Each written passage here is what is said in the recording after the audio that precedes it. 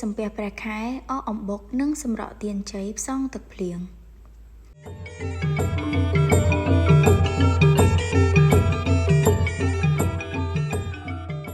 ពិធីសំពះព្រះខែអកអំបុកនិងសម្រក់ទានជ័យផ្សងទឹកភ្លៀងគឺជាពិធីដែលខ្មែរយើងតាំងពីបុរាណដល់បច្ចុប្បន្នតែងតែប្រារព្ធឡើងរួមគ្នានៅក្នុងឱកាសព្រះរាជពិធីបុណ្យអុំទូកនៅក្នុងភាគទី1នេះនីតិវប្បធម៌និងវិចិត្រសិល្បៈខ្មែរនឹងនាំអារម្មណ៍ប្រិយមិត្តអ្នកស្ដាប់ទៅស្វែងយល់អំពីពិធីសំពះព្រះខែអកអំបុកនិងសម្រក់ទានជ័យពិធីអកអំបុកសំពះព្រះខែពិធីអកអំបុកនិងសំពះព្រះខែនេះជាពិធីមួយក្នុងចំណោមពិធីសំខាន់នានាដែលព្រះមហាក្សត្រនិងប្រជានារីខ្មែរនិយមគោរពរាប់អាននិងប្រារព្ធឡើងនៅរៀងរាល់យប់ថ្ងៃពេញបរមីខែកត្តិកឬត្រូវនៅថ្ងៃទី2នៃព្រះរាជពិធីបុណ្យអុំទូកព្រះមហាក្សត្រខ្មែរគ្រប់ព្រះអង្គនិងប្រជានារីប្រារព្ធពិធីនេះឡើងដើម្បីឧទ្ទិសនិងរំលឹកទៅដល់ព្រះពោធិសត្វកាលគ្រាដែលព្រះអង្គយាងយកកំណើតជាទន្សាយព្រះអង្គបានលះអាយុសង្ខារលោតចូលភ្លើងបូជាដល់ព្រះឥន្ទ្រាធិរាជ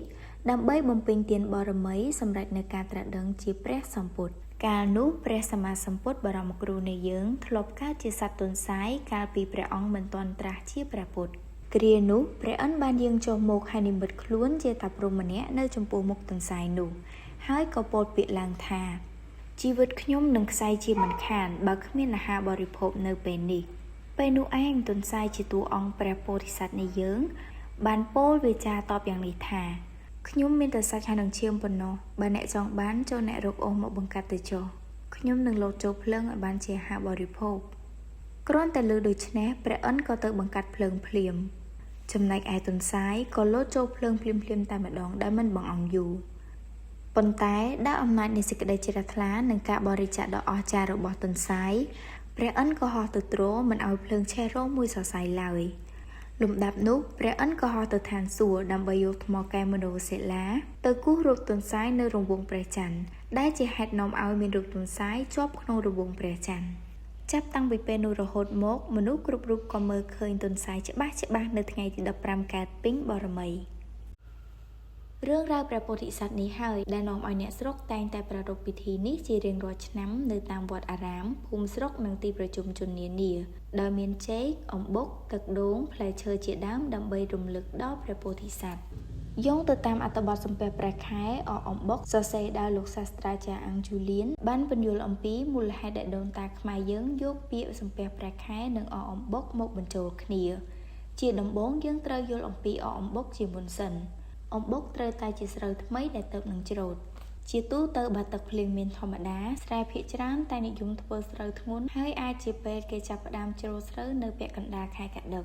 លើសពីនេះទៀតគេភ្ជាប់ពាក្យថាអកជំនួសដោយពាក្យស៊ីឬហូបទទួលទានពីព្រោះគេចង់សំដៅទៅលើភាពសេសសល់ហូរហៀសម្បូរសប្បាយឥតខ្វះខាត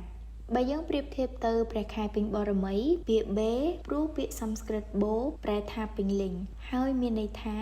ហូហៀដូចគ្នាដែរដូច្នេះសំពះព្រះខែអកអំបុកនោះសំដៅទៅគំនិតតែមួយទេគឺភោគស្រូវដែលបានមកបបោ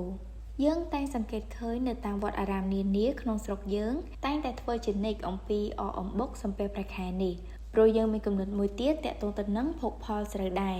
ប៉ុន្តែជាការទូទាយនឹងភោគផលស្រូវឆ្នាំក្រោយកាលណាមានទឹកភ្លៀងគ្រប់គ្រាន់នោះភោគផលស្រូវក៏ល្អតាមនោះដែរហើយនេះហើយបានជាចាស់បុរាណតែងតែទូទាយចង់ដឹងថាមានភ្លៀងធ្លាក់គ្រប់គ្រាន់ឬអត់នៅឆ្នាំក្រោយទើបមានកិច្ចមួយឈ្មោះថាសម្រក់ទានជ័យផ្សងទឹកភ្លៀង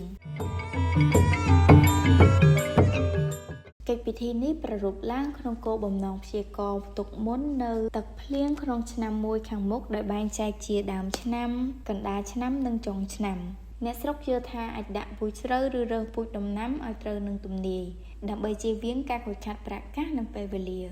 កិច្ចពិធីនេះត្រូវបានប្រារព្ធឡើងតាំងពីក្នុងព្រះបរមរាជវាំងប្រសិទ្ធនាមថាពិធីសម្រក់ទានជ័យដើម្បីទូទាយនៅទឹកភ្លៀងគ្រប់24ខេត្តក្រុងនៃព្រះរាជាណាចក្រកម្ពុជាមិនតែប៉ុណ្ណោះវត្តអារាមនានាក៏តែងតែធ្វើពិធីនេះដូចគ្នាដែរតែមានភាពខុសគ្នាតិចតួចទៅតាមតំបន់និងទំនៀមទម្លាប់ប្រពៃណីតាំងពីបុរាណមកប៉ុន្តែកិច្ចពិធីដែលប្រារព្ធឡើងនៅតាមវត្តមានគោលបំណងតែមួយគឺផ្សងទឹកភ្លៀងនៅតាមស្រុករបស់ខ្លួន ជាអវសានកថាពិធីសំពះព្រះខែអកអំបុកនិងសម្រក់ទានជ័យផ្សងទឹកភ្លៀងមិនត្រឹមតែជាពិធីបុរាណដែលត្រូវប្រារព្ធនោះទេប៉ុន្តែជាការបញ្ជាក់ពីអត្តសញ្ញាណនិងវប្បធម៌ជាតិខ្មែរតាមរយៈរឿងរ៉ាវព្រះពោធិសត្វការអកអំបុកអបអបភោគស្រូវនិងព្យាករណ៍អាកាសធាតុដូនតាខ្មែរយើងបានឆ្លុះបញ្ចាំងពីគំនិតនៃការគោរពធម្មជាតិនៅជុំវិញខ្លួនលើពីនេះទៅទៀតពិធីទាំងនេះបានបង្កើតសាមគ្គីភាពក្នុងសហគមន៍បង្កើនការយល់ដឹងនៃប្រពៃណីទំនៀមទម្លាប់និងលើកកម្ពស់វិស័យកសិកម្មយើងផងដែរពិធីទាំងនេះបង្កប់នូវទំនាក់ទំនងដ៏សំខាន់រវាងអតីតកាលបច្ចុប្បន្ននិងអនាគតដោយការប្រារព្ធនិងអភិរក្សកិច្ចពិធីនេះមិនត្រឹមតែជាការចងចាំដល់ដូនតាខ្មែរទេប៉ុន្តែជាការដើរតាមគន្លងនៃគំនិតរបស់ដូនតាយើងដែលបង្រៀនឲ្យយើងស្រឡាញ់គោរពនិងថែរក្សាធម្មជាតិជាមួយនឹងពន្លឺព្រះច័ន្ទពេញបូរមីយើងមិនត្រឹមតែឃើញរូបទន្សាយលើមេឃទេប៉ុន្តែយើងបានឃើញទាំងស្មារតីរួបរួមនិងចិត្តសប្បុរសរបស់ជាតិខ្មែរយើង